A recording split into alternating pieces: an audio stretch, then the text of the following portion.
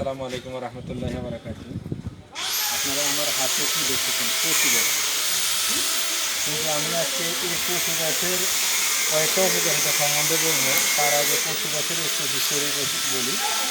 কচু হলো এমন একটা সবজি জাতীয় তরকারি যাতে আপনার কিছু পালানোর নয়, এক কচুতে 9 তরকারি। কীভাবে হয় অবশ্যই আপনারা কমেন্ট বক্সে জানাবেন, না পারলেও জানাবেন, আমি পরবর্তী ভিডিওতে আপনাদেরকে বলে দেবো। যাই হোক, আজকে আমি কচু গাছের উপকারিতা সম্বন্ধে বলবো।